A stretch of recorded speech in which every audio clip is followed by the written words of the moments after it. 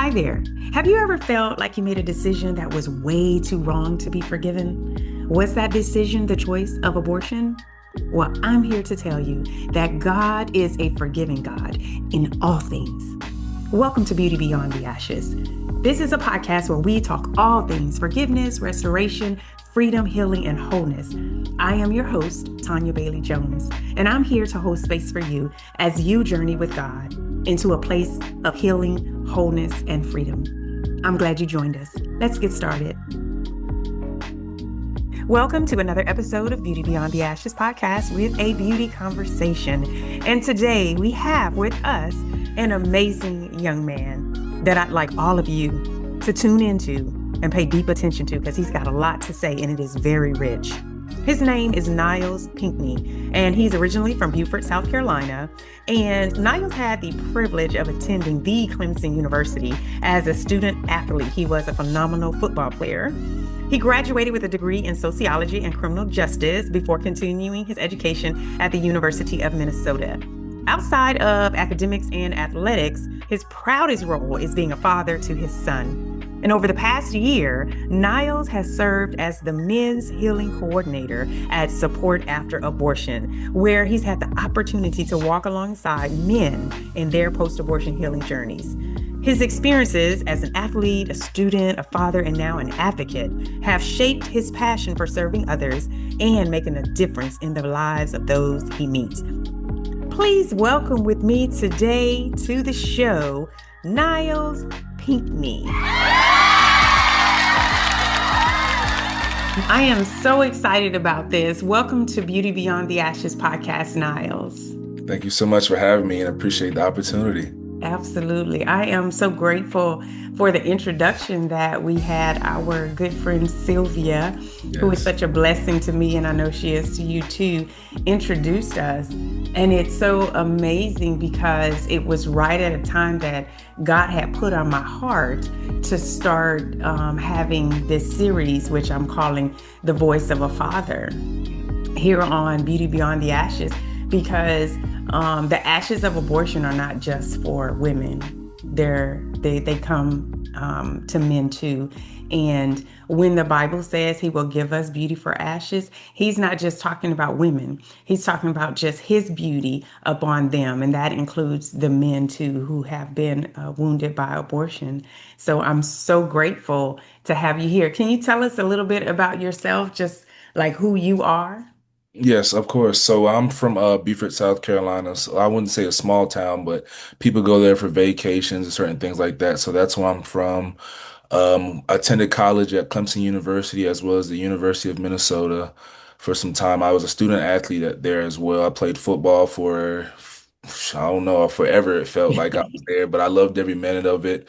I graduated college with a degree in criminal justice as well as sociology, minor in athletic leadership. Just something I felt that I always knew I wanted to stay around the football, so I knew athletic leadership would have been something very important to myself to have, as well as I have a son. He's 7. He turns 8 next month. One of my biggest blessings I ever had. He's sometimes I feel like I don't deserve him because he Mhm. just always puts a smile on my face, or he just shows something interesting about himself, and he's starting to develop his personality, and I love every bit of it. Um, I live in Greenville, South Carolina, where I currently still coach high school football. Still one of my passions, being around football, like I mentioned. I still work at Support After Abortion as the men's healing coordinator. Been there for about a year and a month or 2 months now. I started last year in June, so about that. So that's pretty much it about myself. I don't really like talking about myself very much. So if you want anything specific, you just gotta I'm ask. gonna have to ask. Yeah. Well, I love your background. I think your background is very rich, especially for the community that we've been called to serve. Um, Priscilla Shire, one of my favorites, she always talks about her sons, and she always say they're Christian, but they got swag. Yes. They're real men, right? So it's not like they've been isolated in this bubble and preserved and not aware of what goes on in the world. So I Yes. believe that God has fashioned you for such a time as this, that you can talk to the average man, Yeah. about the issues. And the issues we're talking about today is abortion and being wounded by abortion. Yeah. And I have you here because that's part of your background, and not just part of your background, but a part of your calling and what you've been called to do as your assignment right now in this season. So, I'd like to start out by you just telling us a little bit about your story and just share as much as you'd like to share. Of course. So I mentioned I had have a son, and I've always felt like my story was a little bit different at times because I was it was my first freshman year of college. I met a young lady. Me and her dated for some time, and it was during the time of the year. I don't know how many people or how you or many people know about redshirting in college. So redshirting means you sit out a year of football. It's not because you're injured or anything. Maybe it's just you have some guys in front of you that are a little bit better. So during this time, I really spent that time in school as well with the young lady and just working out and trying to put myself in the best position to when it was time for me to play football and like they wanted to use me, I would be in my best form and best of my ability. But during that time there, I was staying at my dorm a lot and the young lady spent a lot of time with me. And she was on birth control. That's what she told me, and I trusted her. I've seen her do it. And it was one of those things of when we got to near we ended up breaking up. And then maybe a few months later, she told me, she was like, I haven't had my period and I think I may be pregnant. So, like you mentioned, I'm a Christian. I was raised in a Christian household. My mom and dad took me to church, and it wasn't just those churches. It's one of those southern churches where you had to had that suit and tie vest every Sunday. I had to have everything laid out or ironed the night before. So when she told me she was pregnant, one of the first things she said to me without me even saying things, she was like, I'm keeping it and there's nothing you can do to change my mind. And I said, that's completely fine because that was something just in my mind. I was, oh, now I wouldn't say taught, but always had in my mind was it's her body, her choice. I respect her decision and as a man, I felt like it takes two to tango as my people would say is. So I understood I had a responsibility to uphold with taking care of this child and we had the child, my son, loved him to death. And that was just a process within itself. I was 19 years old, learning how to be a father while still being in college as a student, being a student athlete, which adds extra priorities to myself, and me still learning how to become a man. I'm a young adult at this time, but I'm learning different things, how to become a man. I'm learning how to take care of my son, change a diaper, which I've never done before, make a bottle, these things. So it was all just coming at me so fast. And I was like, people don't explain those parts, and they really don't tell you about the parts of late nights when you're trying to figure out why they're crying. You don't know if they're hungry, diaper. And I'm trying to figure that all out at once while still having practice and balancing my school. So as time went on, I was starting to get a flow of things. Football was going very well. I felt like I was doing a pretty okay, well job taking care of my son because, as you know, as a parent, sometimes you feel you're doing great, and then moments you feel like I'm having a rough time. I'm still learning and figuring this thing out. So time goes on, maybe 2 or 3 years down the line, I meet another young lady, and we meet around, I would like to say May or April, that time near the summer. She had just graduated from Clemson, and she was getting ready to go to grad school at Florida A&M down in Tallahassee. And I was getting ready to go into one of my last years of college, which was a very big deal because this would have been the next step for me to go to professional football, which has always been my dream growing up. Everything I talked about, when people ask me what was my plans, I would say I'm going to play in the NFL one day. And but I also made sure I balanced that with school because I know that football didn't last forever. So me and the young lady dated during the summer, spent a lot of time. And this is around the time where I already graduated with my degree. So during the summer, I didn't have to take any classes. So me and this young lady, we spent a lot of time together. I was helping her get ready to take her next step into grad school. As we know, that can be very hard going into, and she's trying to make sure she gets approved and get her dorms and certain things. And time goes through the summer. We're having a great time. Our relationship is great. It felt we were in that honeymoon phase where we felt like everything was just going so amazing that it's like it's too good to be true. And around my season starts, and with she's getting ready to move into Tallahassee, make that big decision.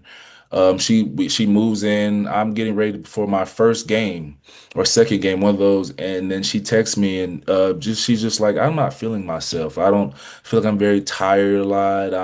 I haven't had my period. I feel a little bloated. Just certain things like that. And me and her have been taking the proper steps. We've been being safe, especially after me already having a son. And she knew that going into it. And I told her I just want to be safe like just to make sure we make the best decisions for ourselves. So we have been very safe. And one of the things we thought about was, I said it, I was like, how about you just take a pregnancy test? And in my mind, we were both confident that it wouldn't be possible that she'd be pregnant because we said we were being safe, we were taking the correct steps, we were being very cautious. And she took the test and she calls me while I'm the Friday before we play on Saturday, so the Friday before a game, and she shows me the pregnancy test. And in that moment, it was positive, and I just sat there and froze a little bit. And she sat there very emotional because this was something that we weren't prepared for, we didn't expect. And there was a lot more to it because she was raised in a Christian household as well. But the difference was grandfather, she was raised by her grandfather. He was a pastor. Grandmother, she was involved in the church very well.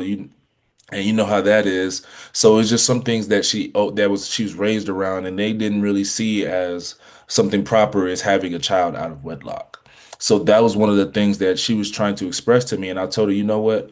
It's not fair to you right now because I'm getting prepared for a game, and she knows how I am, and other athletes and certain things understand the process before a game doesn't happen, maybe 2 hours before, but it's like a day before.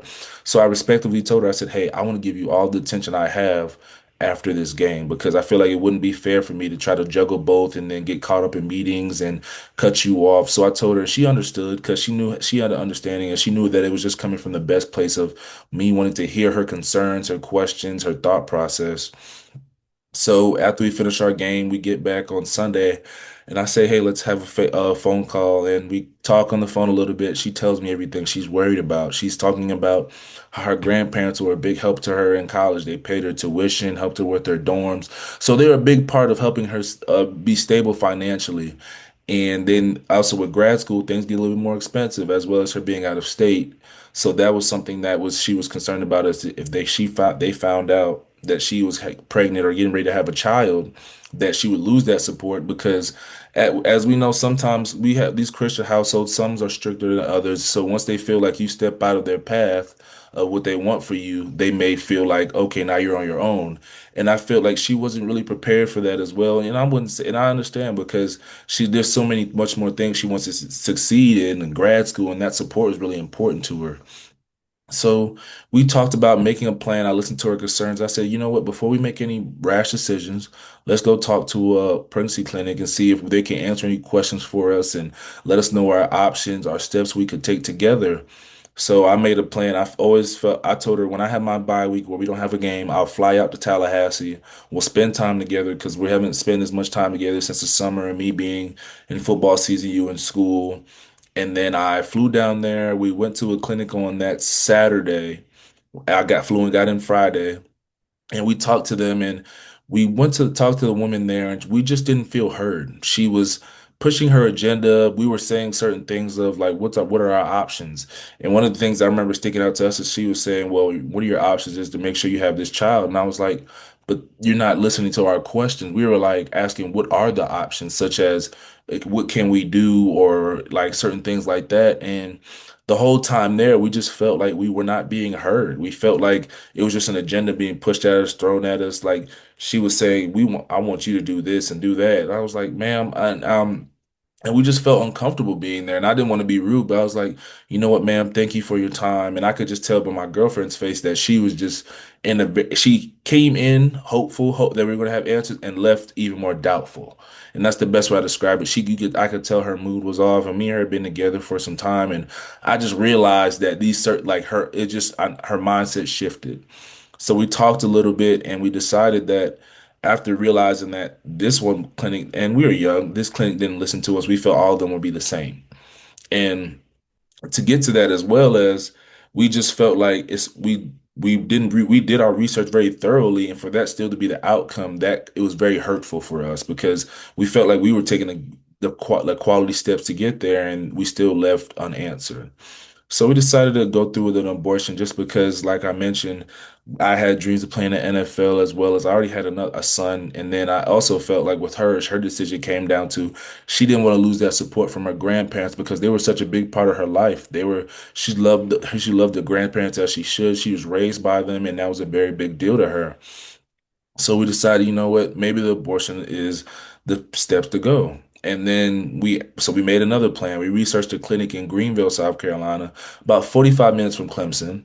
And she first went there, that she got here on a Thursday, and we spent some time. And then she went to the clinic on Friday, and she didn't even take the pill. She just wanted to ask more questions. So we were still doing our research, just still, even though we had our mind made up a little bit, we were still doing research to make sure this is the right decision, as well as health wise. Because me myself, I never really knew much about abortion. It was nothing I was really around or spoke to anyone about, because I didn't know anybody that's experienced that. So after she visited, they told her, "Hey, only thing she's gonna have is a light bleeding. She's just gonna have some cramps, and it'll go by." So in my mind, I always say is, I don't know if she told me that to calm my nerves, because when I care for someone and I really want to make sure they're in their best, they're healthy, I get a little anxious, and I get that from my mother. As we know, moms. They hear their baby something wrong, especially when I played football. Whenever my mom saw me laying on the field a little bit too long, my dad had to hold her back from not running on the field. So that's a little bit of me myself, of I was so worried about her, want to make sure she was okay. So she told me that, and I was wondering, maybe is that what they just told her, or was that what she told me to calm me down?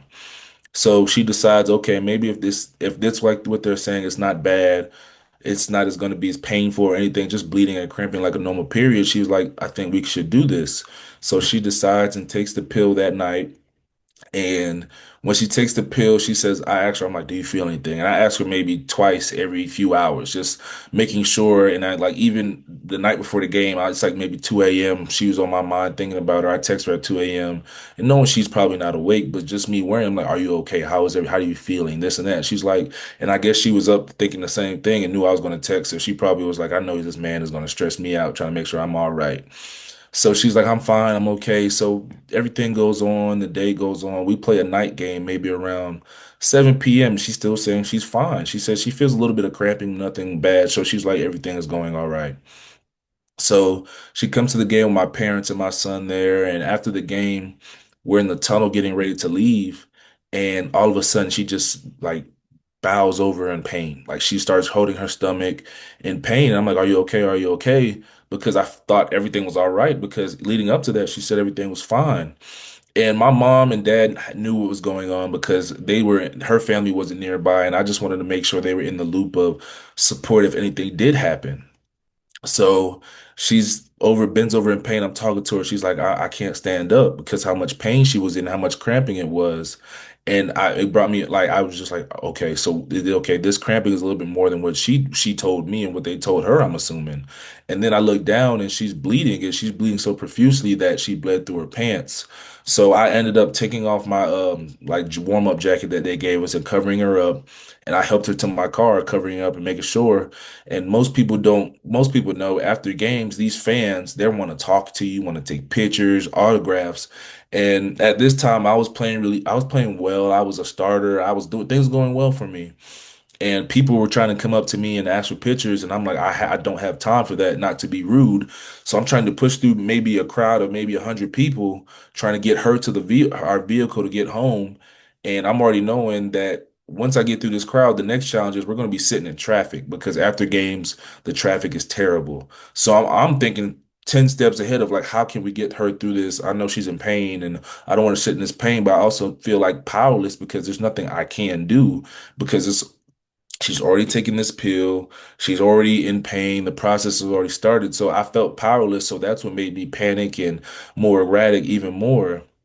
And it got to the point of where I just didn't know what to do, but I just went into fight or flight mode, which I went into flight mode because I was able just to get her to the vehicle safely. I picked her up and got her through the crowd, got her into the vehicle, and then she's in the vehicle in pain. And I was sitting in traffic, my son not knowing any better, and it breaks my heart, but also helped me feel better. He's maybe 3 or 4 at the time. He puts his hand on her leg or arm and says, "Are you okay?"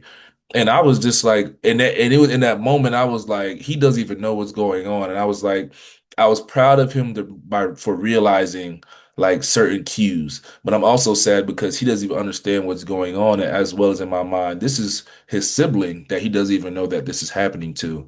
So it was just one of those things of he just like he checked on her, and I was like, it cheered her up a little bit. She smiled. I get it to help him say thank you and certain things, but we got to my apartment I was staying at, and she went to the bathroom, maybe was in there 30 to 20 minutes, and she came out, she was like, it's done.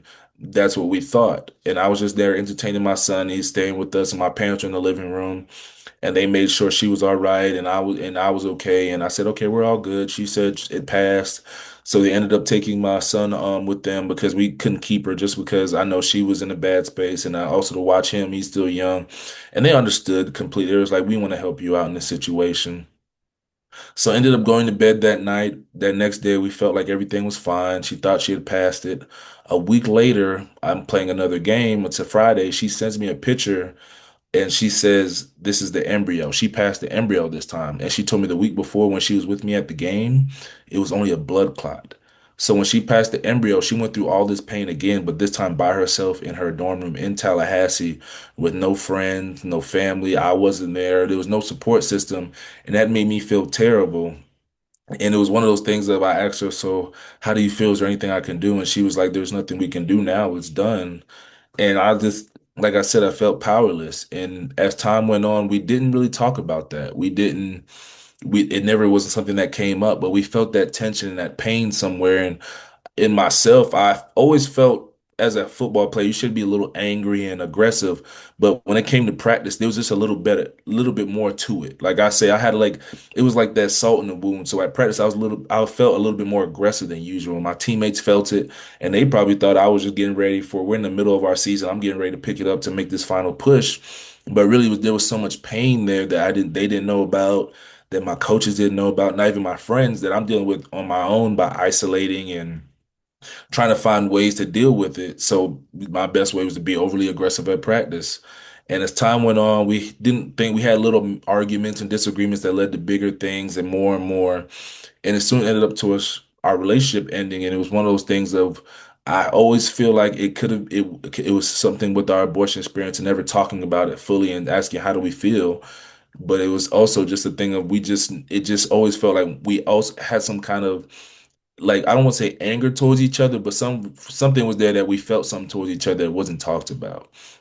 So as time went on, we ended up breaking up, and that was just something that happened. And after it, I just kind of pushed my abortion experience to the back of my mind to where I forgot about it until I started working with support after abortion.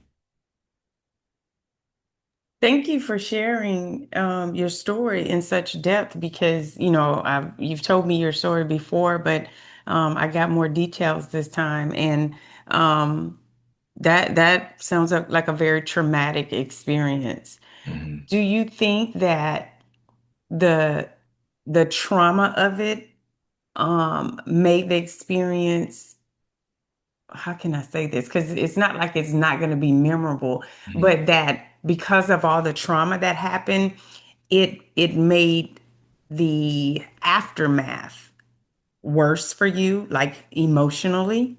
Yes, I definitely say so because I've had a habit. I learned this about myself through that experience. Is when I have certain traumatic responses, I respond by going quiet, or certain things I try to forget about it because it was just one. I feel like it's better to forget about it than to deal with it because I don't know how to deal with.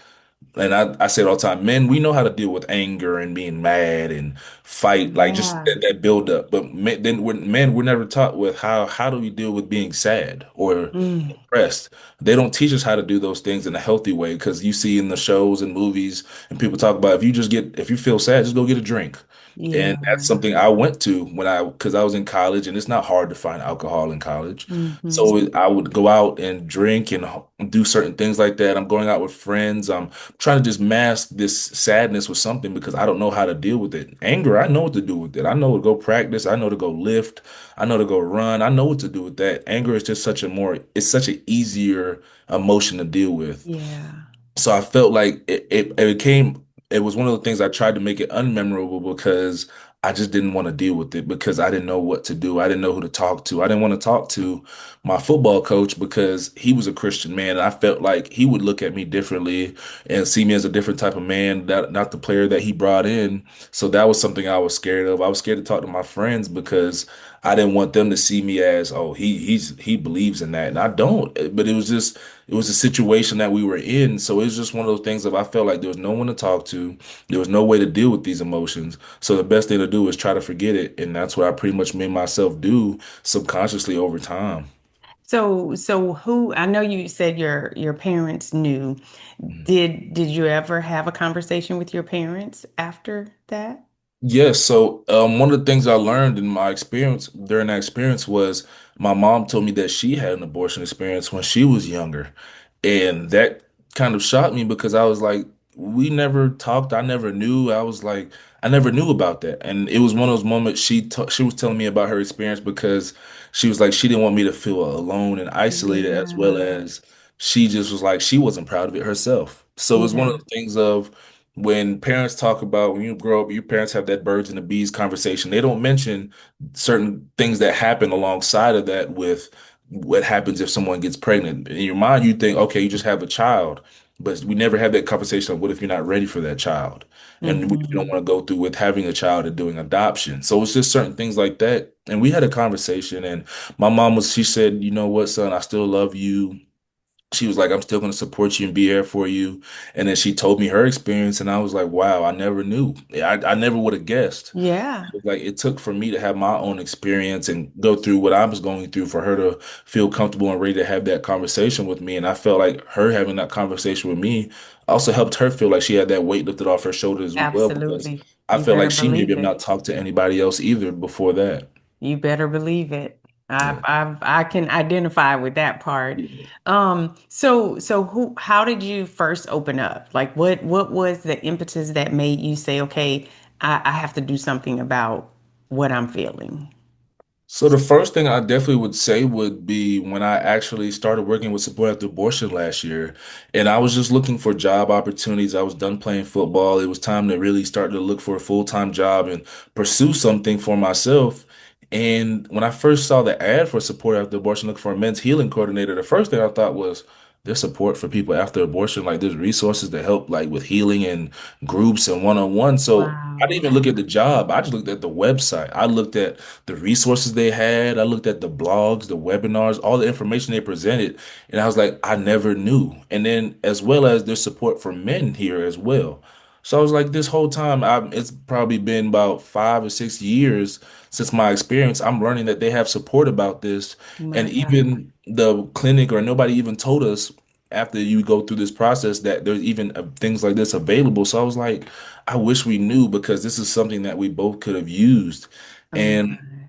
once I started, my executive director, thank God for it, she said, you know what, you told me your story. She was like, and I told her I never went through healing. I've told about it, but she was like, you know what, here's some resources. So my first month and a half, I went through healing. I went through reading Unraveled Roots. I went through Keys to Open Healing, and I went through my own healing journey. And I won't say it's finished, but that was just a That's start. I right. needed it because then I started working on our after abortion line. This is where I became to start working alongside talk to other men and women that have been impacted that are going through and wanting healing. And every time I talk to either of those men and women, I always realize I feel like I'm talking to myself, Mm, girlfriend, and being that listening heart that we both needed. wow. And that's when I realized, yeah, I needed this healing. I needed that healing because, and I continue to grow because there are certain things that still trigger me at times from my experience when I think about certain things. So even in relationships, I think about it. I'm always conscious of certain things. So that's when I really realized I needed healing was when I first found out that there was healing for available. Wow. Wow, that's so amazing. And it's just how God works. Like that, you can't tell me that that wasn't a divinely orchestrated opportunity for you. And I'm so excited about, I know you're new in the space, about a year and a half, you say now? About a year and a few months. And what's Okay. even crazier, what you said was I was looking for a job at maybe 2 or 3 in the morning. So for that to be found at 2 or 3 in the morning, God to present that to me and that happened, I was like, okay, let me just take this opportunity and really look at what he's presenting to me right now. And God had tilled your heart for it because when I was first presented with an abortion healing experience, I was like, "No, I'm Mm. good. I don't, Yeah.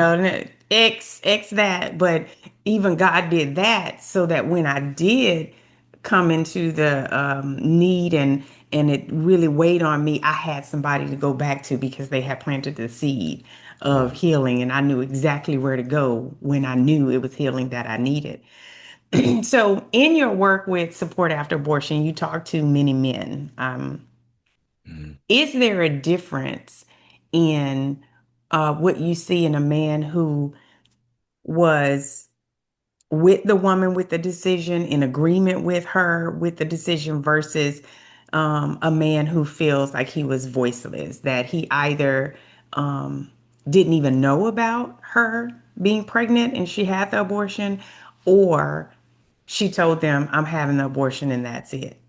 So Yes, do you see that there's a difference in what those men experience?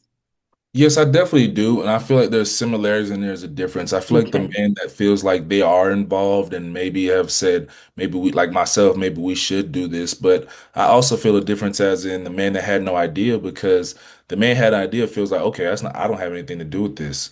It take, like we said, it takes two to tango and it takes two to lay down and make that decision.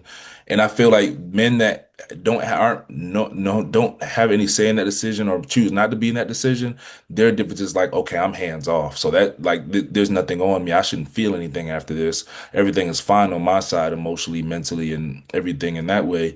And the man that has a little bit more say in the decision, or maybe alongside that decision, as in going to the appointments or driving or having that conversation of what we should do. But the thing that we all, I feel like both that in that situation, that man says, I'm here to support you for whatever you choose.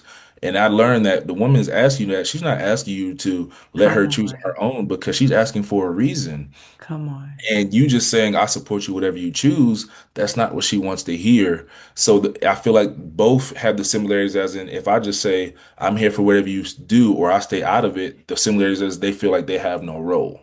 They feel Mm. I have nothing a part of that.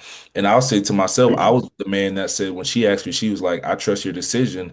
Even though I helped with research, I said, whatever you decide, if you decide to take that pill, I'm I'm supporting. If you don't, I'll still support you and find a way. So it was one of those things of she just wanted my honest opinion. And I feel like those are the differences and similarities that can be developed between those two men. Do you feel like do you feel like you failed her in that instance with not giving your honest opinion to her? I think I do. Thinking back to it, I felt like I failed her in that not having an opinion. But like I said, I felt powerless in the moment when she started feeling that pain, and that's when I first started feeling powerless. And I feel like I didn't protect her as I should, and that's how I was raised as a man. But then even when I think back to it, when she asked me a few times, she's like, "What do you think? What do you think we should do?" And I always say, "Well, I support you, and I'm here for you." And I think that was one of the things of where I felt like. I felt already felt powerless. I started off feeling powerless by not even giving my opinion. And then I felt even Mm. more weakened and powerless and less of a man is when she's going through that process of her abortion. I couldn't do anything. I couldn't say, okay, it's too late. You know what, let's Yeah, stop let's stop this pain. I can't stop this pain now. yeah. So it was one of those things. It was a multi-layered process of feeling powerless, because then once our relationship got to after the divorce experience, and I felt like we were starting to lose relationship, we didn't want to be together. I felt like I'm powerless at even keeping our relationship together. So I was like, Mm. if I can't even, I can't do anything right. Yeah. And that's so powerful that you would say that though, because there are a lot of men who are experiencing that, but they don't give voice to that. Like, I feel powerless. Yes. And even afterwards, if you're feeling like I've failed my child, I failed the woman, some people are still like married, I failed my wife, I failed my Mhm. family. Yeah. Those are real emotions that you shouldn't suppress, you should address. Yeah. And I'm glad that you said that because you say you didn't even talk to anybody. Was it, I know women, we experience like shame. I don't want anybody to know that I did that. Would you identify shame as the same thing that keeps you silent and not telling anybody? Yes, it was shame and fear, because I felt like as an athlete most of my life growing up in that process, you have this a certain light on you. So you're supposed to be seen as a certain person. You're supposed to be Yeah. seen as a person of high character, especially as a male athlete. You're supposed to see a high character, strong, fearless, all these things you list of like a superhero in your mind. So when I felt like I didn't feel fearless, I didn't feel strong, I felt like I wasn't if this got out to other outlets, or maybe people heard these things, it would start to put Mm, myself in a negative light of in fear of judgment. And it was something that I was really worried about. Like I mentioned with my coach, he was a Christian man, and I didn't even want to bring that up because it was one of those things of like, how do I tell you about this? And that was one of my decisions I made as a young man and a student on your team. And I didn't know how he would do, like, how to even go about that. So Yeah. it was just a lot of things that made me suppress it in fear and keep that to myself. I didn't even want to talk to my parents about it because it was one of those things of I didn't want to keep dwelling on it because it was Yeah. like how you if you keep dwelling on it, you're not going to get better. You're Mhm. not going to forget about it and move on. So it was one of the things that I felt like if I be quiet, I just feel this pain by myself and suppress it with all these other things as alcohol, partying with friends, doing these things, or working out. I'll sooner or later forget about it. And I made myself do it, but then I really had all this bottled up in my inside of me, just waiting for it to come out, and I didn't know when it was going to come out or how it was going to come out. But as long as I can keep it, as long as I can, I'm fine. Wow. It's interesting to hear that it's the same for the man and the woman. Oftentimes, especially Christians, Yes. Christian women, we do feel like we'll be judged if we tell someone at the church. People will see us differently. They won't, they'll question, well, am I really a Christian? Do I really believe in Jesus? How could you do that stuff? So it's shame and judgment and fear and what I say is it's a fear of losing your status. Like even if you're not like high ranking or anything, but what you feel you have in your mind. You've lived this reputation that you like to hold and you Yes. feel the loss of that reputation. If you were to tell somebody in your circle. But I do I commend you for God is so good just the way he orchestrated it for you, because most people go decades Mhm. before they share and tell anybody. Myself, 3 decades before I went into my healing experience. So I'm so proud of you for that. It's amazing, and for you to be speaking out about it. That's a whole nother layer to go through a healing experience and then to be so open that you put your voice out there for other men to hear. I think that's amazing. And I hope that any man listening to you would identify maybe with some of the feelings that you're talking about because they may not know that that's what they're experiencing. Like a lot of us, we feel the things and don't know why we're feeling it Mhm. because we don't know that one, those are symptoms of grief. And we don't feel we have the opportunity to grieve. Why should you grieve when this was your decision? Is what's in our head. But a Yes. loss is a loss. We have the right to grieve the loss. And that's what a lot of us are experiencing, the anger, the disappointment and all of that. That's loss.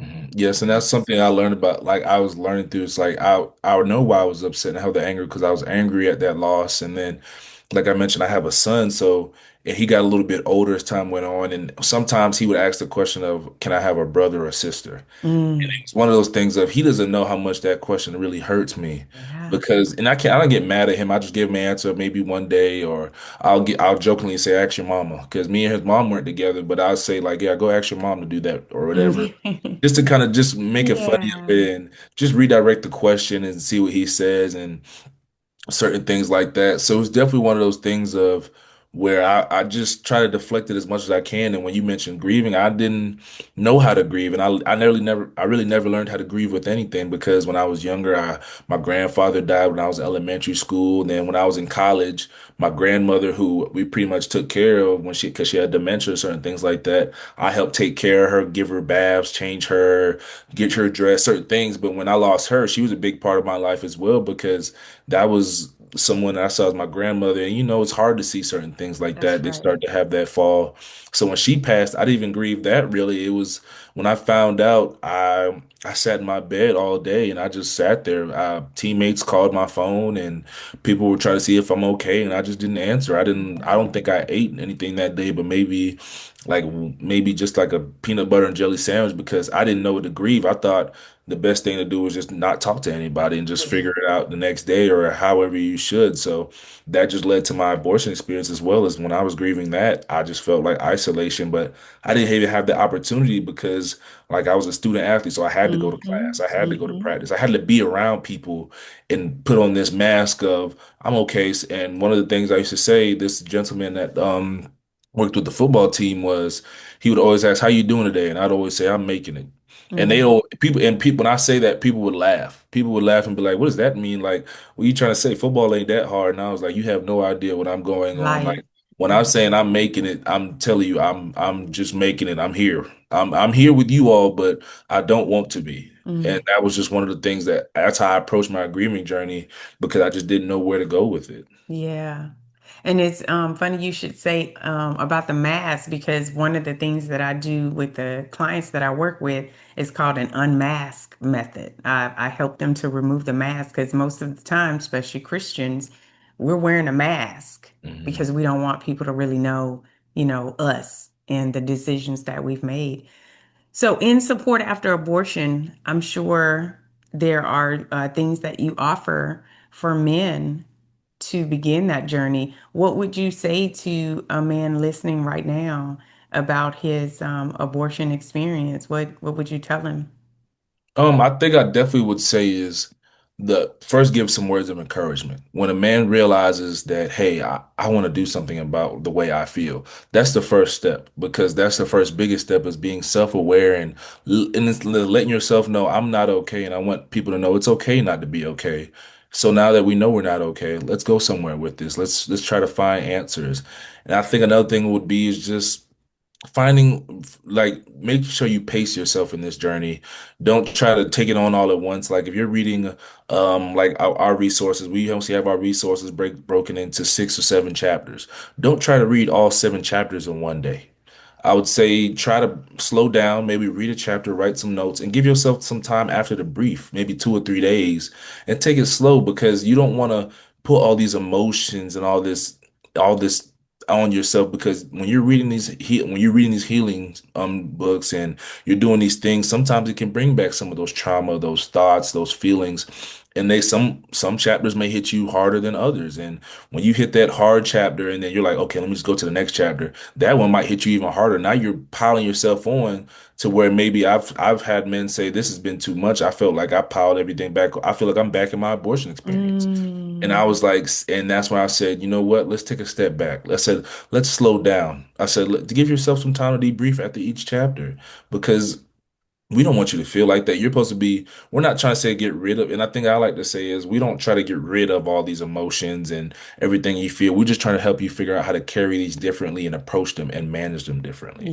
So yeah. when you do feel that feeling of anxiousness from your abortion experience, you have a tool to help you. Maybe you have some Bible verses you can go to. Maybe there's something out that book that you read that you really want to just, that stuck out to you. You haven't written a notebook. Maybe read that a few times or just, what, healthy coping mechanisms just to help you through that. That's so good. So for someone who's listening, what would be the first step for them? Do they reach out to you at support after abortion? Or if that's the case, go ahead on and give them information to like what's that first step?